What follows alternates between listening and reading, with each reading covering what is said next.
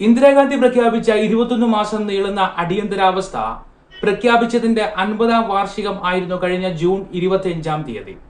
അതിനോടനുബന്ധിച്ച് ഇന്ദിരാഗാന്ധിയെയും കോൺഗ്രസിനെയും പ്രതിക്കൂട്ടിലാക്കി രാജ്യവ്യാപകമായി പ്രസംഗങ്ങളും പ്രസ്താവനകളും ചർച്ചകളും നടത്തി വിജയിച്ചിരിക്കുകയാണ് ഇതര പാർട്ടികൾ. അതിനൊപ്പം ചേർന്ന് തിരുവനന്തപുരത്തു നിന്നുള്ള കോൺഗ്രസ് എംപിയും ഡൽഹിയിലെ ഒരു പത്രത്തിൽ വാർത്താക്കുറിപ്പ് നൽകി. അടിയന്തരാവസ്ഥയിൽ മാധ്യമ സ്വാതന്ത്ര്യം, ഒത്തുകൂടുവാൻ ഉള്ള അവകാശം, മൗലിക അവകാശങ്ങൾ ഉൾപ്പെടെ ഹനിക്കപ്പെട്ടു എന്നത് അംഗീകരിക്കുവാൻ കഴിയാത്ത കാര്യമായാണ് ഞാൻ കണ്ടിരുന്നത്. എന്നാൽ കഴിഞ്ഞ ദിവസം രാജ്യവ്യാപകമായി നടന്ന പണിമുടക്കും അതിൽ നടന്ന കോലാഹലങ്ങളും അടിയന്തരാവസ്ഥയുടെ പിന്നാമ്പുറത്തെക്കുറിച്ച് അന്വേഷിക്കുവാൻ എന്നെ പ്രേരിപ്പിച്ചു. ഒരു പണിമുടക്ക് എന്ന് പറയുമ്പോൾ സമരാനുകൂലികൾക്കെല്ലാം പണിമുടക്കുവാനുള്ള അവകാശമുണ്ട്. എന്നാൽ ബഹുഭൂരിപക്ഷം വരുന്ന സാധാരണ ജനങ്ങളുടെ തൊഴിലും ഗതാഗതവും തടസ്സപ്പെടുത്തുന്നതിന് എന്തധികാരമാണ് ഉള്ളത്? ഇന്ത്യയെ ഒരു ഏകാധിപത്യത്തിലേക്ക് നയിക്കുന്നു എന്ന് പറഞ്ഞ് രാജ്യവ്യാപകമായി റെയിൽവേ തൊഴിലാളികൾ, ടീച്ചർമാർ, പൊതുമേഖലാ തൊഴിലാളികൾ സർക്കാരിനെതിരെ പണിമുടക്കായിരുന്നു ആ കാലഘട്ടത്തിൽ എന്ന് ഒറ്റ വാക്കിൽ പറയുമ്പോൾ, രാഷ്ട്രീയ താല്പര്യമുള്ള ഒരു ചെറിയ കൂട്ടർ ആഹ്വാനം ചെയ്ത സമരത്തിൽ ഭയം കൊണ്ട് തൊഴിലെടുക്കുവാൻ കഴിയാതെ പോയവരാണ് മറ്റുള്ളവർ എന്ന സത്യം മൂടിക്കളയുകയാണ്. അടിയന്തരാവസ്ഥ എന്ന് പറയുമ്പോൾ തന്നെ ഒരു ഏകാധിപത്യം, സ്വാതന്ത്ര്യം ഹനിക്കപ്പെട്ട അവസ്ഥ എന്ന സന്ദേശമാണ് മനസ്സിൽ വരുന്നത്. പക്ഷേ വലിയൊരു വിഭാഗം ജനങ്ങൾക്ക് സമാധാനമായി ജീവിക്കുവാനുള്ള സ്വാതന്ത്ര്യം ലഭിച്ച കാലയളവാണ് ഇന്ത്യയിലുണ്ടായ അടിയന്തരാവസ്ഥ കാലയളവ്.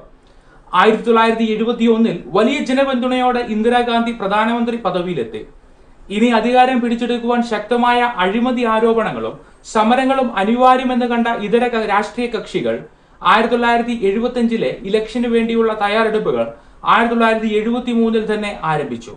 1973 മുതൽ 1975 വരെ ഇന്ത്യയിൽ സാധാരണ ജനത്തിന് തൊഴിൽ എടുത്ത് ജീവിക്കുവാൻ കഴിയാത്ത അവസ്ഥയായി.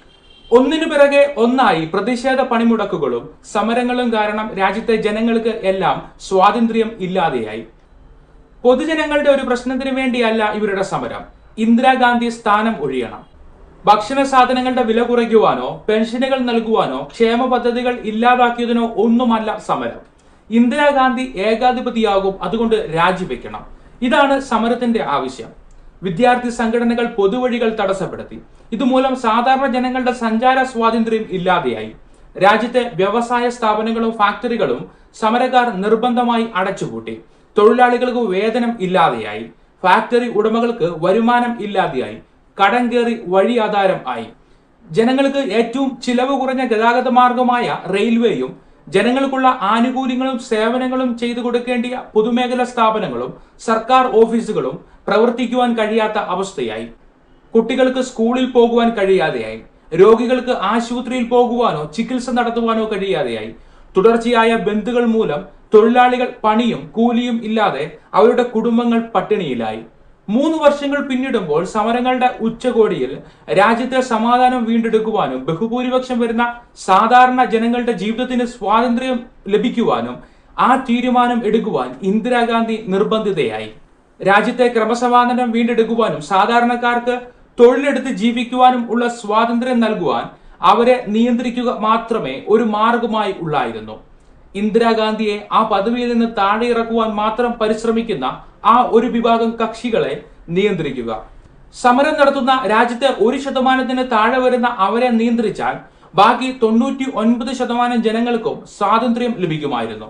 അതിനായി ഏറെ ചർച്ചകൾക്ക് ശേഷം ഇന്ദിരാഗാന്ധിയുടെ നിർദ്ദേശപ്രകാരം രാഷ്ട്രപതി ഫക്രുദ്ദീൻ അലി അഹമ്മദ് 1975 ജൂൺ 25 ഭരണഘടനയിലെ ആർട്ടിക്കിൾ 352 പ്രകാരം രാജ്യത്ത് അടിയന്തരാവസ്ഥ പ്രഖ്യാപിച്ചു.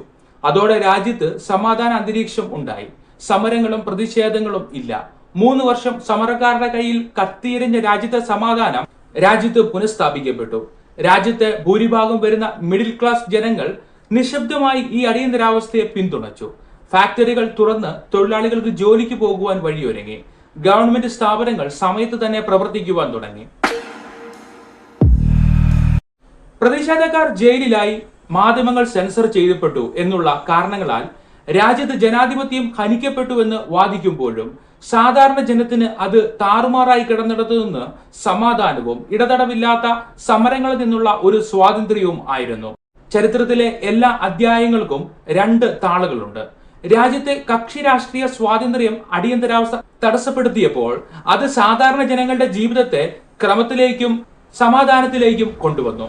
സ്വാതന്ത്ര്യം പരമപ്രധാനമാണ്. എന്നാൽ രാജ്യത്തെ സകല സംവിധാനങ്ങളും തകർക്കുവാൻ ഈ സ്വാതന്ത്ര്യം ദുരുപയോഗം ചെയ്താൽ സാധാരണ ജനങ്ങളാണ് കഷ്ടപ്പാട് അനുഭവിക്കുക. സ്വാതന്ത്ര്യവും അച്ചടക്കവും ഒരുപോലെ കൈകോർത്ത് പോകുന്നതാണ് യഥാർത്ഥ ജനാധിപത്യം. ഈ ചരിത്രത്തിലെ സംഭവങ്ങളെ ഒരു വിഭാഗം പറയുന്നത് മാത്രം കേട്ട് വിശ്വസിക്കാതെ അത് പൊതുജനങ്ങളെ സംരക്ഷിക്കുവാൻ വേണ്ടിയായിരുന്നു എന്ന് തിരിച്ചറിയുമ്പോഴാണ് ആ പഠനം പൂർത്തിയാകുന്നത്. ജനാധിപത്യം നമ്മുടെ ശക്തിയാണ്, അപ്പോൾ തന്നെ അച്ചടക്കം നമ്മുടെ ആവശ്യമാണ്. ഇത് രണ്ടുമാണ് ഇന്ത്യയിലെ അടിയന്തരാവസ്ഥ നൽകുന്ന പാഠങ്ങൾ. ചരിത്രത്തിന്റെ ഭാഗമായ ഈ സംഭവങ്ങൾക്ക് ഇന്നും ഉത്തരം നൽകുവാൻ വിധിക്കപ്പെട്ടിരിക്കുകയാണ് ഇന്ദിരാഗാന്ധിയുടെ കൊച്ചുമകനായ രാഹുൽ ഗാന്ധി. അടിയന്തരാവസ്ഥ മൂലമുണ്ടായ മോശം കാര്യങ്ങൾ മാത്രം ഉദ്ധരിച്ച് നടക്കുന്ന ചർച്ചയിൽ 50 വർഷങ്ങൾക്ക് ഇപ്പുറം നെഹ്റു കുടുംബത്തെ കുറ്റപ്പെടുത്തുമ്പോൾ കരിവാരി തേക്കുന്നത് രാഹുൽ ഗാന്ധിയുടെ മേൽ ആണ്. അടിയന്തരാവസ്ഥ പ്രഖ്യാപിച്ചപ്പോൾ 5 വയസ്സ് മാത്രം പ്രായമുണ്ടായിരുന്ന കുട്ടിയായിരുന്നു രാഹുൽ. അന്ന് ഒരു രാഷ്ട്രീയ റോളും ഇല്ലാതിരുന്ന രാഹുൽ ഇന്ന് ചോദ്യങ്ങളെ അഭിമുഖീകരിക്കുകയാണ്. ജനാധിപത്യത്തിലെ സ്വാതന്ത്ര്യത്തെക്കുറിച്ച് പ്രസംഗിക്കുമ്പോഴെല്ലാം രാഷ്ട്രീയ എതിരാളികൾ രാഹുലിന് എതിരെ ഉന്നയിക്കുന്നത് ഇന്ദിരാഗാന്ധിയുടെ അടിയന്തരാവസ്ഥയാണ്. ഒരിക്കലും മായ്ക്കുവാൻ കഴിയാത്ത ഒരു രാഷ്ട്രീയ ലേബലായി കോൺഗ്രസിന് മേൽ പതിച്ചിരിക്കുകയാണ്. അടിയന്തരാവസ്ഥയിലുണ്ടായ മോശം അവസ്ഥകളെ ഉദ്ധരിച്ച് അതൊരു പാളിച്ചയായിരുന്നുവെന്ന് രാഹുൽ ഗാന്ധി തുറന്ന് സമ്മതിച്ചിരുന്നു. മാധ്യമ സ്വാതന്ത്ര്യം, ഗവൺമെന്റ് ഏജൻസികളുടെ ദുരുപയോഗം, പ്രതിപക്ഷത്തെ അടിച്ചമർത്തൽ എന്നിവ ഇനി ഉണ്ടാകരുതെന്ന് രാഹുൽ ഗാന്ധി പറഞ്ഞിട്ടുണ്ട്. ചരിത്രത്തിലെ ചില കാര്യങ്ങൾ വെച്ചല്ല ഓരോ രാഷ്ട്രീയ നേതാവും നീതീകരിക്കപ്പെടേണ്ടത്, അവരുടെ പ്രവൃത്തികൾ വെച്ചാണ്. പക്ഷേ കക്ഷി രാഷ്ട്രീയ പ്രസ്ഥാനങ്ങൾ ഈ യാഥാർത്ഥ്യം മറച്ചുപിടിക്കും. പഴയ കാര്യങ്ങൾ രാഷ്ട്രീയ പ്രതിയോഗത്തിനുള്ള ശക്തമായ ആയുധങ്ങളാണ്. കുടുംബത്തിന്റെ പേരിൽ ഇന്ന് അടിയന്തരാവസ്ഥയുടെ കുറ്റം എല്ലാം പറയുന്നതിലൂടെ രാഷ്ട്രീയ പ്രതിയോഗികൾ ലക്ഷ്യം വയ്ക്കുന്നത് രാഹുൽ ഗാന്ധിയെയാണ്. ജനാധിപത്യം ഭരണകർത്താക്കളിൽ നിന്നുള്ള സമ്മാനം അല്ല, മറിച്ച് അത് ജനങ്ങളുടെ അധികാരമാണ്. അത് കക്ഷി രാഷ്ട്രീയക്കാരും നിഷ്പക്ഷ ജനങ്ങളും ഒരുപോലെ അനുഭവിക്കുവാൻ കഴിയണം. ഒരു വിഭാഗം പ്രക്ഷോഭങ്ങളിലൂടെയും സമരങ്ങളിലൂടെയും മറ്റുള്ളവരുടെ ജീവിതം തടസ്സപ്പെടുത്തിയാൽ ഈ തടസ്സപ്പെടുത്തുന്നവരെ നിയന്ത്രിച്ചാലല്ലേ മറ്റുള്ളവർക്ക് ജീവിക്കുവാൻ കഴിയുകയുള്ളൂ. ചരിത്രം ഒരിക്കലും മറയ്ക്കുവാൻ കഴിയില്ല. ഇത് നാം എടുക്കുന്ന തീരുമാനങ്ങളിലൂടെയാണ് ഭാവി എഴുതപ്പെടുന്നത്. നിങ്ങൾ എന്ത് ചിന്തിക്കുന്നു? ഞാനിവിടെ പറഞ്ഞ കാര്യങ്ങളിൽ നിന്ന് വ്യത്യസ്തമായ രീതിയിൽ ആയിരിക്കും നിങ്ങൾ ഈ ചരിത്രത്തെ കാണുന്നത്. നിങ്ങളുടെ കാഴ്ചപ്പാട് കമന്റായി അറിയിക്കുക.